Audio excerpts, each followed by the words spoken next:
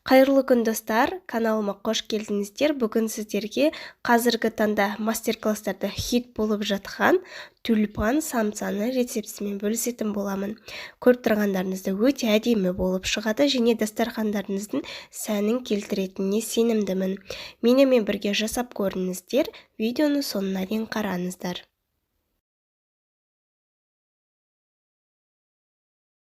Ең алдымен қамырымызды дайындап аламыз. Ол үшін бізге ұнымызға тұзымызды, қопсытқышымызды саламыз. Тоңазытқышта тұрған сары майымызды алып, үлкен өткіштен өткізетін боламыз. Бұл жерде біз песочный тесто дайындайтын боламыз.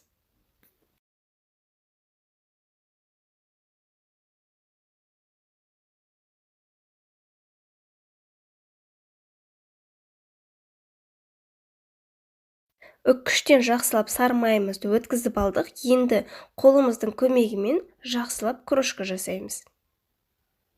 Яғни сары май мен ұнымызды біріктіреміз. Ұнымыз бен сары майымызды жақсылап біріктіріп алдық. Енді кезекте кез келген пайызды қаймақты қолдана берсеңіздер болады. Бұл жерде менде 15% қаймақ. Енді осыны салып, жақсылап, ұн мен қаймағымызды біріктіріп, қамыр илейміз. Бұл жерде бізде қамыр үгітілмелі песочный қамыр болады. Қаймағымыз бізде міндетті түрде бөлме температурасында жылы болуы қажет.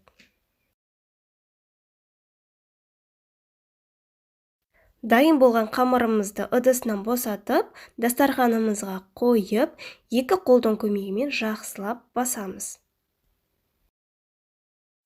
Жақсылап қолымыздың көмегімен жақсылап басып, үстін міндетті түрде жауып 20 минутқа қойып қоямыз. Бізде осындай жұмсақ қамыр шығады, үстін міндетті түрде жабуымыз қажет. 20 минут өткеннен кейін біз қамырымызды екі бөлікке бөліп, қолымыздың алақанымен осылайынан домалақтап аламыз.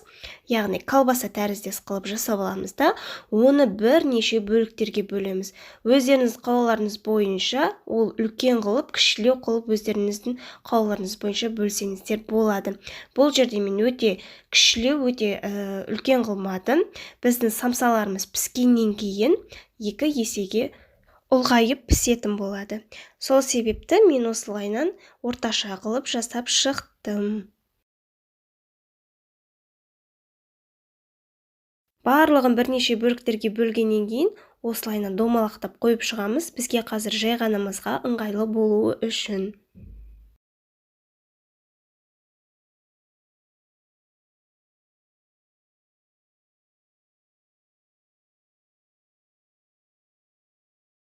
Барлығын алдын ала осылайынан домалақтап алғаннан кейін тақтайымызға немесе тарелкаға қойып, үсті міндетті түрде пішуі пленкамен жауып, немесе салфанмен де жапсаңыздар болады. Тоңазытқышқа 30 минутқа қойып қоямыз.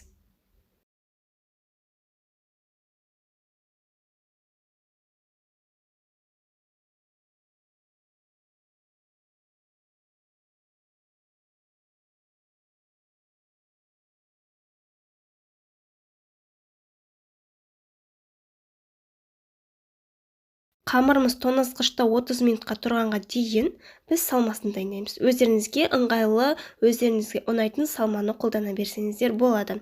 Бұл жерде менде тартылған ет 200 грамм және де 100 грамм картошка, 200 грамм пияз қолдандым.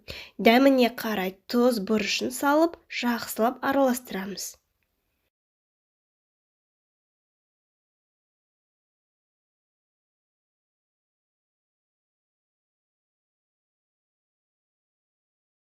Біздің салмамыз дайын, көріп тұрғандарыңыздай, және де 30 минут өткеннен кейін тоңазытқыштағы қамырларымызды алып, оқтаудың көмегімен жұқа етіп жайып шығамыз.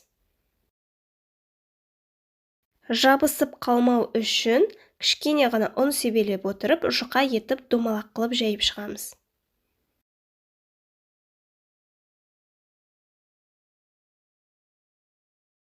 Домалақ етіп жайып шықтық. Енді пышақтың көмегімен бір жақ шетін ғана, кішкене ғана кесіп, жанына бір жақ шетіне салмамызды салып, осы видеодағыдай көрсетілгендей орап шығамыз.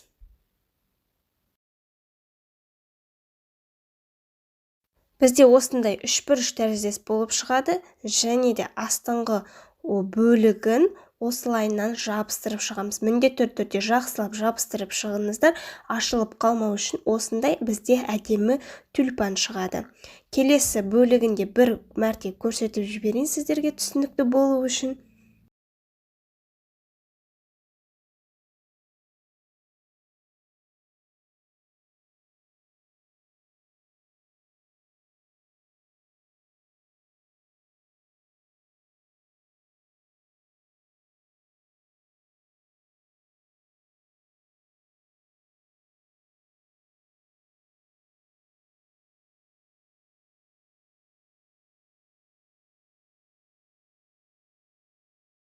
Дайын болған самсаларымызды осылайынан араларын алшақтау етіп орналастырамыз. Міндетті түрде астына пергамент қағазын немесе май жағып салсаңыздар болады. Үстіне жұмыртқаның сарысын жағып, міндетті түрде жұмыртқаның сарысын жағып, үстіне өздеріңіз қалағанша мак немесе күнжіт сепсеңіздер болады. Бұл жерде мен күнжітті қолдандым.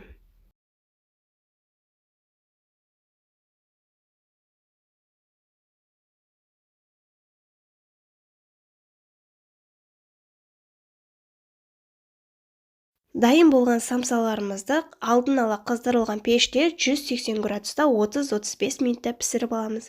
Біздің самсаларымыз дайын, өте ерекше, өте әдемі болып шығады.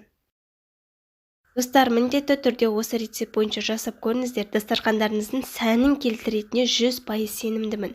Өте әдемі болып шығады біріншіден, және де екіншіден өте жұмсақ, сочный болып шығады. Міндетті түрде осы рецепт бойынша жасап, результатымен міндетті түрде бөлісіңіздер. Сіздермен болған Ариана, және де менің каналыма тіркеліп, лайк басып, пікір қалдыруды ұмытпаңыздар. Келесі кездескенше сау болыңыздар.